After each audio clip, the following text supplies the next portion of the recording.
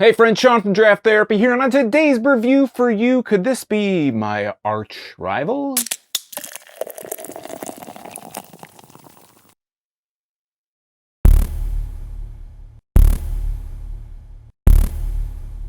Nemesis is an 11.2% barley wine from Founders Brewing Company in Grand Rapids, Michigan. Barley wines have been all the rage lately, from brewers to enthusiasts and everyone in between, and Founders has released Nemesis, an 11.2%er, as part of their new Bottle Shop series. Now, I thought Bottle Shop, that would mean that it would be somehow exclusive, but by judging how I've seen it at just about every bottle shop near me, that must not be the case. I've even seen it on sale some places, like they dropped the prices. So let's take a look at the fancy label, but first I'd like to thank my executive producers, Eric Latowski, Brian Kramer, and Zach for helping to bring this review to you today. If you'd like to become a producer, help out the channel, or maybe just buy me a beer, take a look at my Patreon at patreon.com/draft_therapy, where you can get early access to these videos, exclusive patron-only live streams, and a few other special perks available only to patrons. So let's take a look at the label. On the top, we have the Founders Brewing label, nothing flashy, nothing fancy, the same Founders Brewing label that we've always seen. Underneath that, it says Founders Bottle Shop Series Nemesis Release 01, and it has a picture of a couple bombers kind of hitting together. It's on a nice blue crest, some blue hop cones, and on the side it says Barleywine Style Ale brewed with roasted malts. On the other side it says Founders Brewing Company, Grand Rapids, Michigan, 49503. Net contents 12 fluid ounces. If we turn it to the back, it says 11.2% alcohol by volume, 75 IBUs, and it says, "What's your Nemesis? Ours is a Barleywine Style Ale brewed with roasted malts and no shortage of hops for a pleasantly bitter, booming flavor, pouring with a slight and subtle mahogany hue and a multitude of flavors that melt on your tongue. This one Nemesis you'll feel good about keeping around." This was bottled on March 9th. It's about April 10th. I want to say April 10th that I'm recording this. So this has been, bottled and on the shelves for about a month so far, but you should still be able to find this on shelves. I was able to find it. And this beer actually comes thanks to John Farner at sombeer.com. He picked this one up for me. So let's go ahead and crack it and put a nose on the bottle. And it smells malty. You get a nice roasty, malty smell.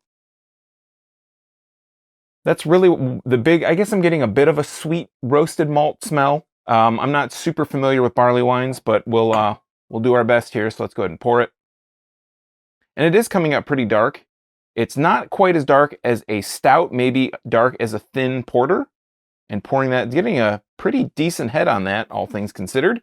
I'd say I'm getting about a finger and a half of head on here. It's a little bit off-white. It's more of a kind of creamy, light tan. It does look a lot like a porter, just from the head at least. Nice compact bubbles, as you can see from the top. It's hanging on there. It didn't just come and dissipate. 11.2%. The last beer that I did that was that high, the head just totally disappeared. But that's not this beer. So let's go ahead and put a nose on the glass. I do smell a little bit more of a hoppiness now. I do smell a lot of roasted malts. It has a little bit of a tinge of sweetness, but it also has just a slight hair of kind of funkiness on it. Maybe dankness, but not much. Maybe a little bit of a orange kind of characteristic, orange citrusy. Yeah, so let's hold it up to the light. It smells a little bit, it actually has a bit of a bready kind of smell to it. I have a lot of condensation on this glass. It's starting to get humid this time of year, so I'm getting a lot of condensation on the glass, which you wouldn't have seen. Looking at it through my side light here, I'm not seeing through that. There's a really dark brown, a rich brown color across the bulb of this glass. So let's just go ahead and stop talking and drinking. So cheers.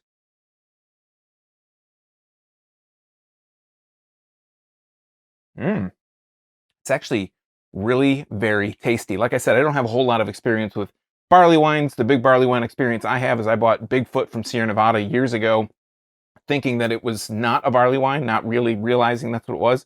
So let's talk about the mouthfeel. The mouthfeel on this one is a little bit lighter. It's not really heavy. It's not thick. Definitely not thick. But it has a nice creamy body to it. It's not overly crisp. It's not overly light. It's right in the medium. Nice, kind of, just got a really nice kind of creamy mouthfeel, nice creamy body to it.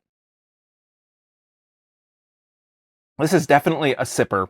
It does have a very, like the label said that it had a funky kind of sharp hoppiness, it does. It absolutely does. And I'm getting a little bit of a piney, a sharp, piney hop bitterness. And that's what I'm getting like on the aftertaste. And that's really right now, that's all I'm tasting. It tastes to me like I drank like a big, huge IPA. That's what I'm getting, is a lot of those bitter, piney, just resinous, hoppy notes. At the beginning, it's a little bit different though, because you don't get all that bitterness, all that hoppy, piney bitterness right from the get-go. You get a bit of a sweetness to here.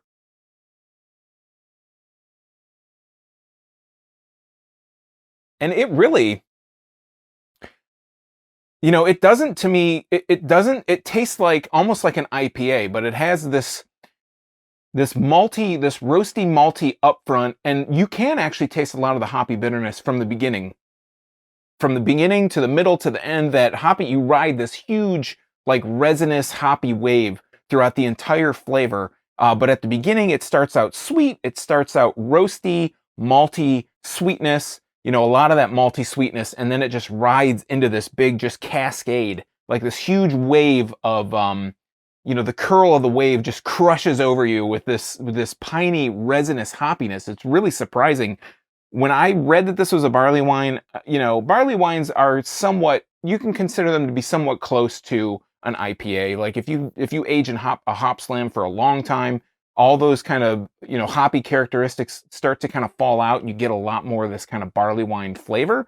This almost seems like something that you'd want to age, like you'd want to let sit for longer than just, you know, a month, like I've sat on it. But it's something that you want to sit on for a long time. Maybe try it after a year, see how much of that hoppiness kind of fades, because I feel like right now it's really, there is that roasty, malty characteristic, but I feel like the hoppiness, while it says here on this label, it says it definitely is booming with flavor.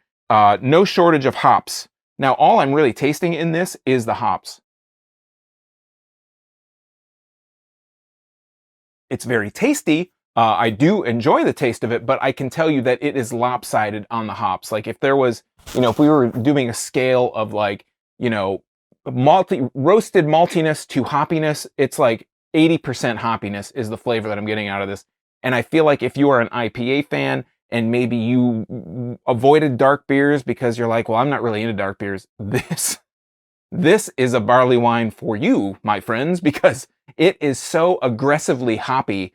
It's not burny, you know, it doesn't have like a hop burn. There's not so much in there that it's like burning my tongue and it's like throwing me out of control, but it just tastes overwhelmingly hoppy, piney, just big, you know, sappy, resinous notes just throughout the entire taste, and on the finish and on the aftertaste. And now that I'm talking about it, it's just resonating. It's just sitting on my tongue.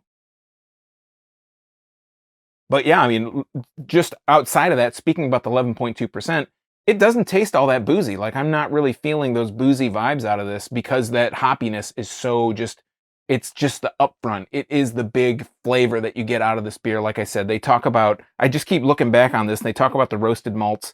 And I am getting a roasty flavor. Don't get me wrong. That roastiness is in there, but it's mixing and it's melding and it's just working its way in with those resinous, sappy, just really strong, piney bitterness that it almost gets lost. And I feel like this is really, again, a barley wine for somebody that's into IPAs. So if you're into IPAs and you kind of shied away from, you see a beer this dark and it's not a black IPA and you're like, I'm not into dark beer, this is one that you probably want to try, because it might change your perception of what you think a dark beer can be. All right, friends, that has been Nemesis from Founders. Have you had this beer before? Did you get to try it when it originally came back in 2010?